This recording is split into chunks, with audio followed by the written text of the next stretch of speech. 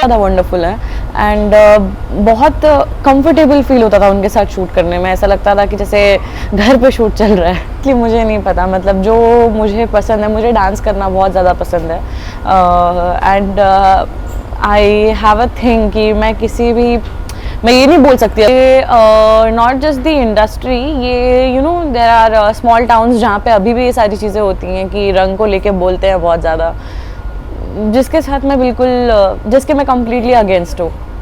मुझे ख़राब लगता है। फिर उसके अलावा मैं हॉलीवुड भी ट्राई करना चाहूँगी, फिर तो वहाँ पे भी बहुत डायरेक्टर्स है।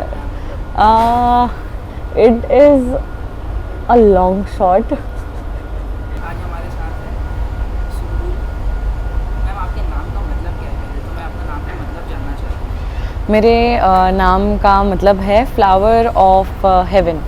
ब्यूटीफुल। तो मैम वैसे ही आप बहुत ब्यूटीफुल लग रहे हो आज। Thank you.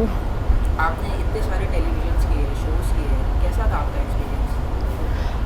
मेरा एक्सपीरियंस ऑफ कोर्स बहुत ही कमाल का रहा है। सारे शोज़ में बहुत डिफरेंट बहुत सारी मेमोरीज़ हैं, बहुत अच्छी मेमोरीज़ हैं, कुछ ख़राब भी हो सकती हैं of course, but overall it's been a beautiful journey. आपने आयुष्मान खुराना के साथ भी काम किया, तो एक्सपीरियंस कैसा था?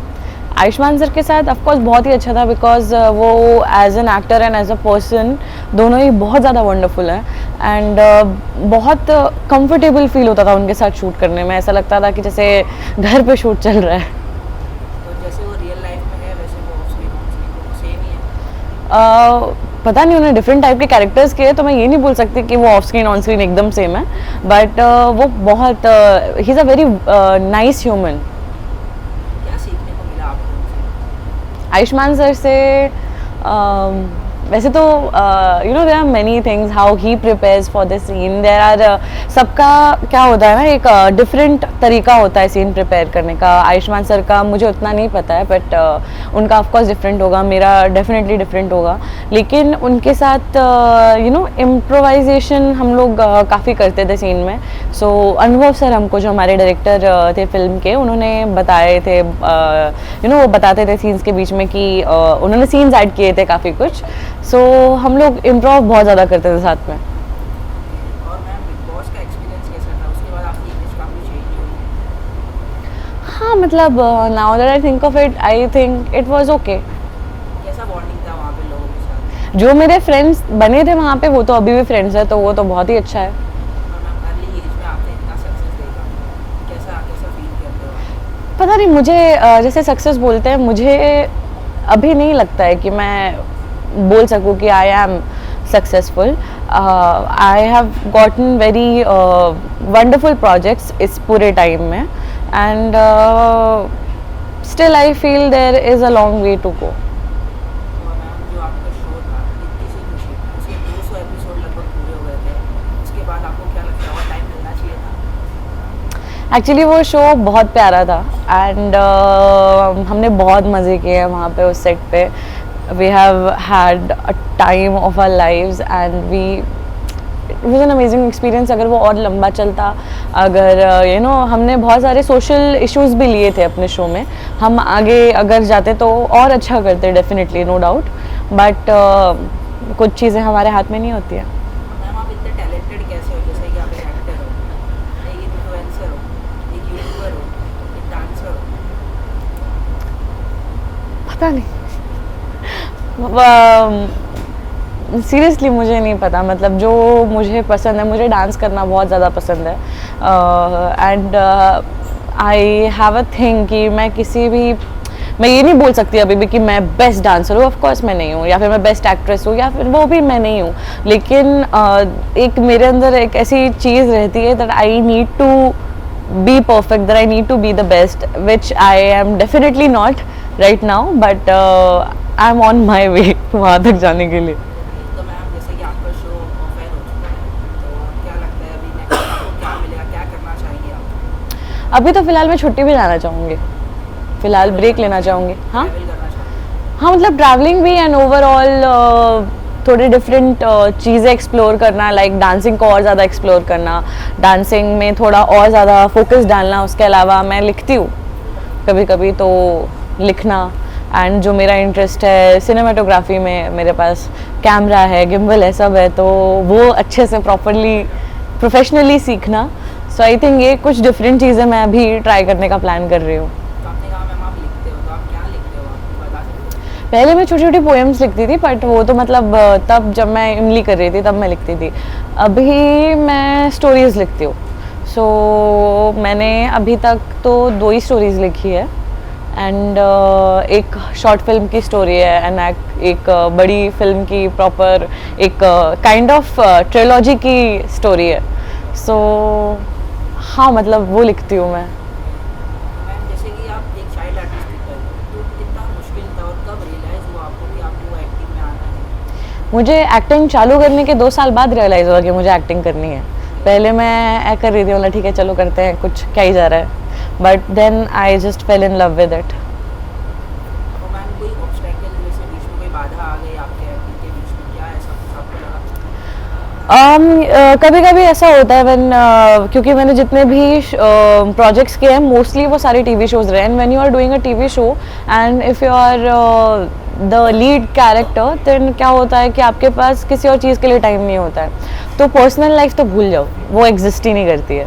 उसके अलावा if you get you know if I am shooting for something like a TV show, and उस टाइम पे मुझे कोई अदर टाइप के एक वेब शो का या फिर एक फिल्म का ऑफर आता है, so sometimes it is happen कि मैं ऑडिशन भी मैंने देने से मना किया हो, बिकॉज आई नो कि मैं जब शो कर रही हूँ तो इनकेस अगर हो भी गया तो कुछ फ़ायदा नहीं निकलेगा उसका। और मैं जैसे कि मैंने आपका एक इंटरव्यू देखा था, तो उसमें आपने कहा कि स्किन कलर को लेके आपकी काफ़ी प्रॉब्लम आई थी। हाँ, वो तब होता था जब मैं छोटी थी, मतलब जब मैं नई नहीं आई थी तब उनको चाहिए थे अप मार्केट किड्स, काफ़ी जगह लिखे रहता था, and up market by up market they meant fair kids which to be honest wasn't fair. So हाँ, पर वो पहले होता था आई थिंक, अभी तो मैंने रिसेंट टाइम्स में उतना नहीं देखा है। ये नॉट जस्ट द इंडस्ट्री, ये you know there are small towns जहाँ पे अभी भी ये सारी चीज़ें होती हैं कि रंग को लेके बोलते हैं बहुत ज़्यादा, जिसके साथ मैं बिल्कुल जिसके मैं कम्प्लीटली अगेंस्ट हूँ।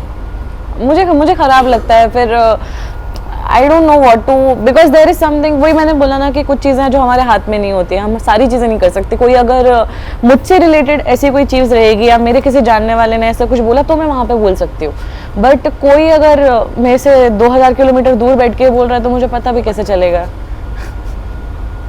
किस तरह का और कैरेक्टर मैम आप एक्सप्लोर करना चाहोगे? अगर आयुष्मान खुराना के साथ अगर आपको नेक्स्ट ऑफर आता है तो आप कैसा कैरेक्टर प्ले करना चाहोगे? I think spy action film kind of, action या एक्शन फिल्म डेफिनेटली, वो बहुत पसंद है। और उसके अलावा कुछ? थ्रिलर्स, मुझे थ्रिलर्स एक्चुअली अभी जैसे मैं फ्री हो गई हूँ तो मैं बहुत सारी फिल्में देख रही हूँ आजकल, हर दूसरे दिन मैं थिएटर में होती हूँ या मैं घर में बैठ के कोई शो देख रही होती हूँ। So I am very much into thrillers right now, तो मैं सिर्फ थ्रिलर्स देख रही हूँ। तो जब आप फ्री होते हैं मैम, जैसे कि अब आप फ्री हो तो आप क्या कर रहे हो सबसे ज़्यादा? थिएटर, मूवी थिएटर हर दूसरे दिन। मैं पापा परेशान हो गए, कौन सी कितने बार एक ही फिल्म देख रही है, मैं कैसे बताऊँ, मैं हर बार अलग फिल्म देखने जाती हूँ। कल भी फिल्म देखने गई थी मैं। और कल कोई भी प्रोजेक्ट मैम आप करना चाहोगे आप? मतलब सॉरी, कोई अपकमिंग प्रोजेक्ट आपका आ रहा हो, हम आपको कहाँ देख सकते हैं मैम आपके? अभी तो एज ऑफ नाउ ऐसा कुछ भी नहीं है। अभी मैं जेन्युइनली छुट्टी वाले मूड में हूँ। अभी मैं कुछ प्लान नहीं कर रही हूँ वर्क वाइज, मैं अभी सिर्फ चिल कर रही हूँ। ट्रैवल और चले या फैंस के लिए क्या कहोगे मैम? मैं ये बोलूँगी कि मैं थोड़ा सा ऑफ टाइम ले रही हूँ अपना, डिफरेंट चीज़ें एक्सप्लोर करने के लिए, डिफरेंट चीज़ें ट्राई करने के लिए, for new experiences, and I think आप मेरे साथ उसमें अग्री करेंगे, but I promise at the same time that I will be back. कोई मैम आपका फ्यूचर में आप कोई डायरेक्टर के साथ काम करना चाहोगे, कौन होंगे? बहुत सारे हैं। मुझे सबसे पहले तो अनुभव सिन्हा सर के साथ वापस से काम करना है, बिकॉज आर्टिकल 15 ऐसा फिल्म भी अगर आप देखो, अगर मैं अपनी बात ना भी करूँ तो it's a wonderful film. I would love to do a film like that. या फिर उसके अलावा मैं हॉलीवुड भी ट्राई करना चाहूँगी, फिर तो वहाँ पे भी बहुत डायरेक्टर्स है। It is a long shot.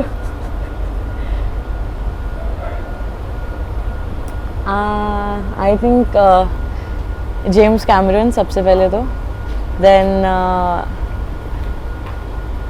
Because of Titanic and उसके अलावा Christopher Nolan. Super hero type के सुपर वुमन टाइप सो मैंने काफ़ी मैंने एक्चुअली मार्वल की उतनी ज़्यादा फिल्म्स नहीं देखी है, टू बी ऑनेस्ट। मैंने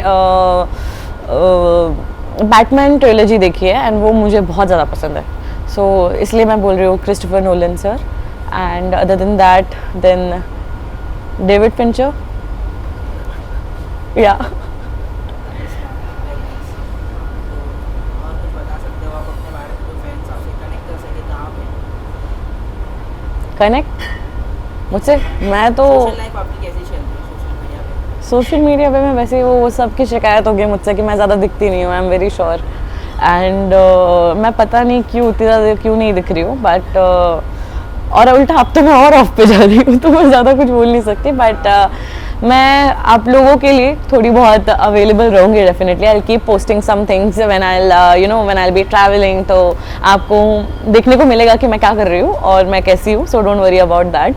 बस मैं वो वॉइस बोल रही हूँ कि इसमें थोड़ा टाइम है। मैम आपका जो कैरेक्टर था इमली का, उसके बारे में बताइए कि कैसे आप उसको प्ले करते थे, क्या चैलेंजेस आते थे उसमें? उतना ना, मैं अभी सच्ची उस बारे में बात करूँ तो मुझे उतना क्लियरली याद नहीं है कि उस टाइम पे मेरा प्रोसेस क्या था, क्योंकि मुझे 2-3 चीज़ें क्लियरली याद है कि मेरी जो स्क्रिप्ट आती थी वो बिकॉज उन्होंने इमली को थोड़ा सा लैंग्वेज को अवधि टच दिया था, एंड स्क्रिप्ट जो आती थी वो हिंदी में आती थी।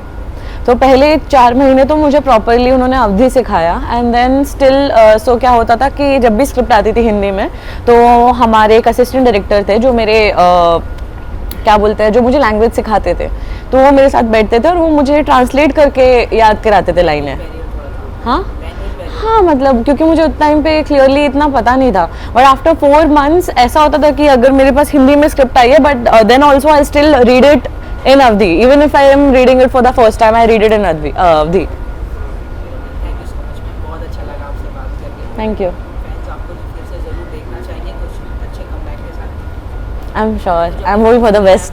लास्ट में कुछ अपने फैंस के लिए?